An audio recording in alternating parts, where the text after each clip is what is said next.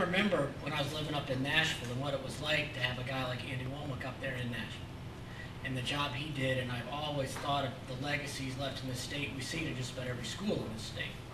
The foremost senator and one of the foremost experts on the educational system. And just compare and contrast that with what we have now, I sure would like to see Jeannie Ann up there. And I think she'd follow in those footsteps real well. But you know, Drew, it must be election season. It must be election season because our friends on the Republican Party are talking about everything. Talking about everything except what we're talking about. It started already. They're not talking about what we're talking about. You know, they can't talk about the $55 I spent to fill up my car with gas to get down. And that's why I was running a little bit late. I was running on empty, I had to pull over. But it cost me $55 to fill up my tank. They're not talking about the trillions. I don't even know how many zeros go into a trillion, but they're not talking about the trillions of dollars we're spending in Iraq. We're rebuilding all the roads and bridges over there, but our roads, bridges, and dams may are falling apart right here at home.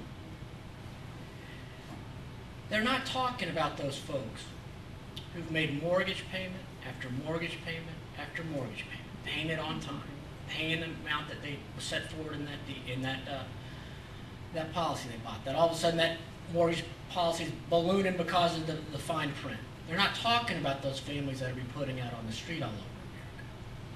And right here back at the state level, Kurt, you know they're not talking about what you guys are doing. They're not talking about expanding access to pre-K so that every kid in this state has the opportunity. They're not talking about bringing jobs here in Tennessee anymore. They're not talking about protecting this beautiful state. What are they talking about? I think Harry Truman said it best. It was back in the election in 1948, about 60 years. Harry Truman got up to accept the nomination, and he kind of went through some of the stuff I was going through and said, now, ladies and gentlemen, we're going to be hearing a lot from the Republicans in the coming weeks and months. They're going to throw out a lot of red herrings, is what he called them. They're going to throw out a lot of red herrings, and they're not going to talk about any of the issues that are important.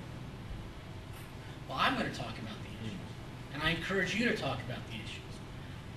And we can talk about the issues all we want, and we can talk about their nominee, John McCain's stance on some of these issues. John McCain simply represents another 4 years of the George Bush administration.